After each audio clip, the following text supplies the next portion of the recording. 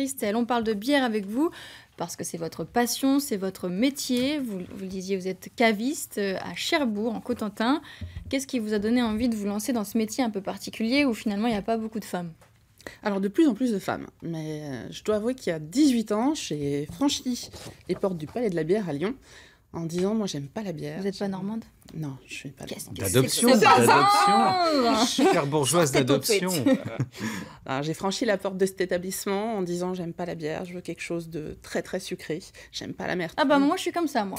Sucré. Voilà. Bah, il a suffi de quelqu'un qui m'accueille, qui me dise, qu'est-ce que tu aimes manger? Qu'est-ce que tu aimes boire? Est-ce que tu aimes le citron, le café, le chocolat? Et qui m'a servi du coup 3 petits échantillons différents. Et puis j'ai tout aimé. Et voyez où j'en suis. Donc voilà, comme quoi. J'ai tout aimé, je suis passée à 10 bières différentes par jour. Donc en fait, vous conseillez les gens qui sont un petit peu perdus au milieu de toutes les bières qui existent, parce qu'il y en a quand même un certain nombre. Oui, tout à fait.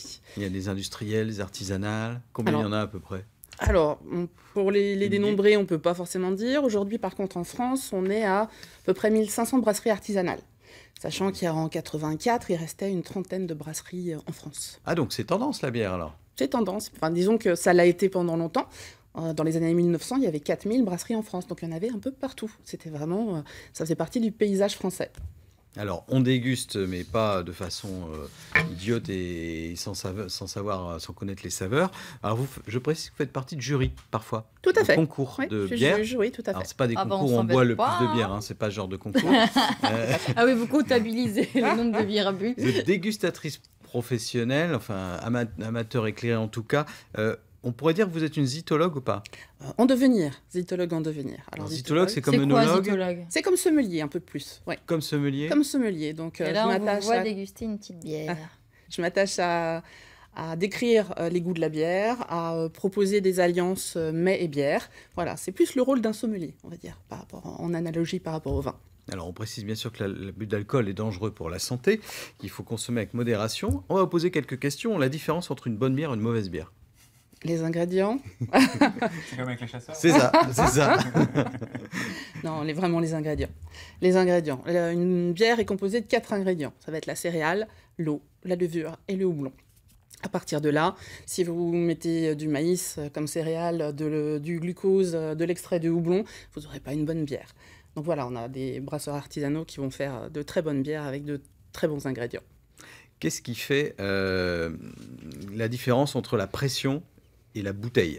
Qu'est-ce qui est le meilleur pour quelqu'un qui déguste? Alors, je dirais qu'on peut avoir du bon dans les deux.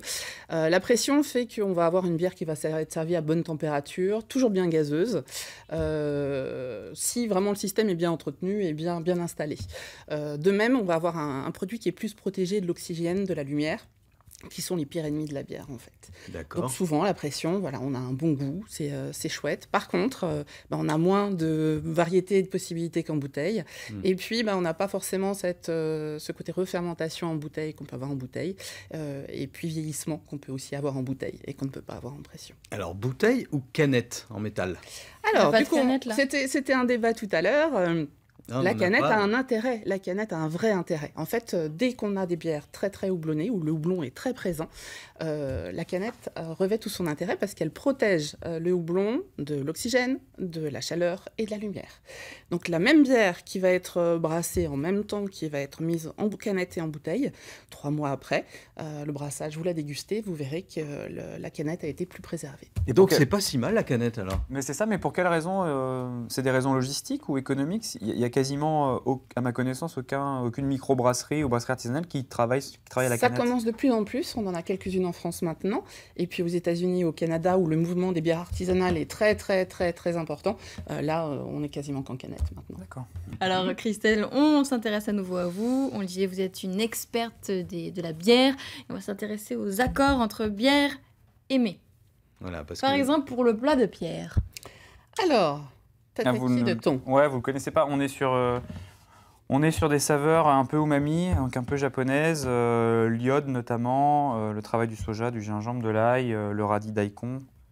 Donc moi j'ai ma petite idée, mais je sais pas. Il faudra que vous le goûtiez. Non, mais il faudra que vous le goûtiez, je pense. Mais à mon avis, aller chercher un peu l'amertume, la fraîcheur, la vivacité. Oui, ça ou vous alors, inspire, Christelle? Oui, on peut partir, on a plusieurs types d'accords sur ce genre de plat. On peut aussi aller en continuité avec une bière un petit peu noire, justement, qui va avoir des notes un petit peu soja. Ça peut être très, très intéressant aussi. On va faire sortir l'umami, justement, du plat.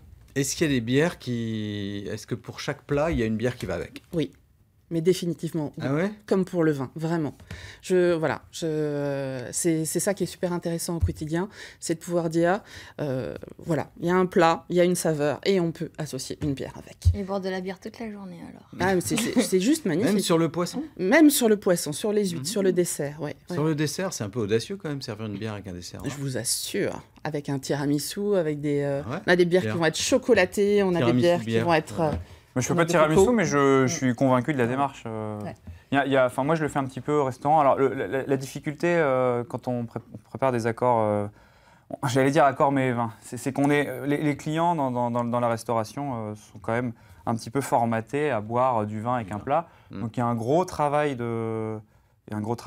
d'explication à faire. Mais ça, voilà, quand les gens sont ouverts, ça marche très très bien. On peut boire du cidre avec un plat, on peut boire Exactement. de la bière aussi. Donc. Le cidre et la bière ont Ça, autant de valeur. Votre rôle, Christelle, Le cidre, vous faites aussi. Tout à fait.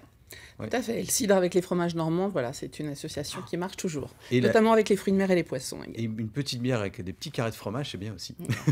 Alors là, on va en Ça, servir c'est le une. ch'ti qui parle. On va goûter parce que c'est une bière particulière que vous avez amenée ce matin. Enfin, il y en a plusieurs qui Ouais. sont des bières artisanales, mais celle-ci, Celle-là. on va dire, c'est une bière de femme, si je dis ça comme ça. Faite par des femmes, créée par des femmes, pensée par des femmes, pour tous. En fait, c'est surtout ça. Pour tous. Bierissima. Pour tous. J'ai peur. Bierissima, oui. Donc brassée par des femmes. Brassée par 9 femmes, en fait. 9 Ah ouais, femmes. quand 4 même. cavistes, 4 brasseuses et une experte, une zytologue, justement, Elisabeth Ah oui, Pierre, donc, auteure du guide Achète des bières, notamment. Vraiment la grande spécialiste française. Et donc, on a choisi, on fait partie d'un club tout ensemble, et on a choisi de collaborer ensemble, de créer une recette de bière qui s'accorderait à merveille avec le fromage. Donc, Eh ben, on va la... Voilà, on va la goûter. Voilà, on va vous laisser.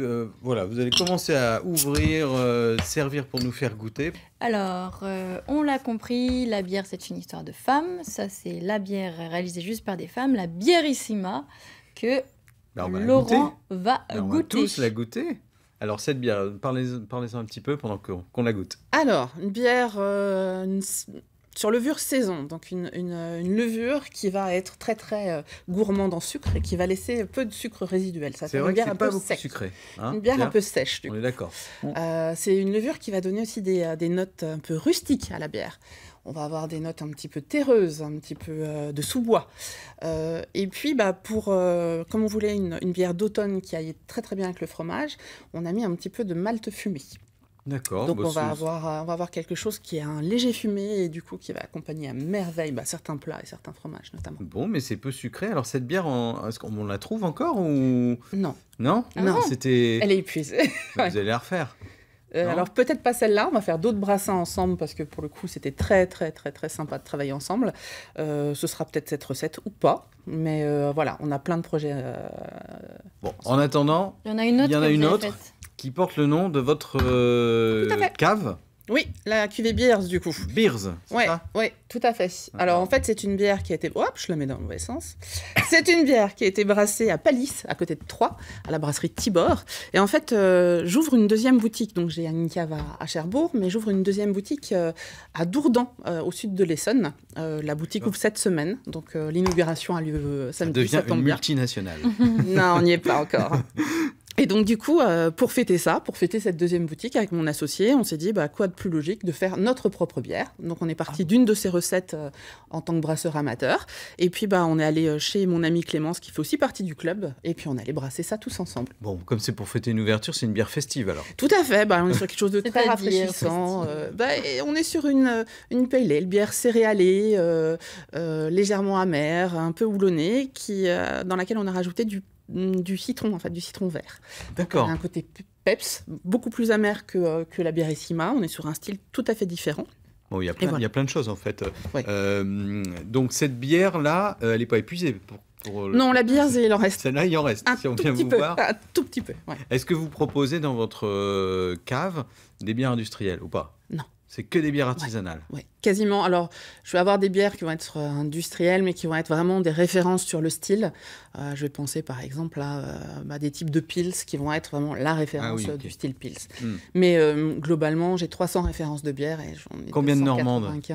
En Normande, je dois avoir une cinquantaine de bières normandes. Ah oui, il y a quand même tout ça en bière artisanale en Normandie. Il y a 70 brasseries en Normandie aujourd'hui. D'accord, donc vous les avez presque toutes. Les meilleures. Celle que j'ai choisie. Celle que vous avez choisie. Et ça se trouve donc à Cherbourg? À Cherbourg, rue du Commerce, dans les rues piétonnes. Rue du Commerce, facile à retenir. Oui, facile. Il n'y a pas non plus plein de rues dans le centre-ville. Mais c'est grand, Cherbourg. Je connais bien, on arrive vite rue du Commerce. Alors, si on veut vous rencontrer, bénéficier de vos conseils, tester les bières, c'est Beers rue du Commerce. Et vous avez aussi un site internet, beers.fr.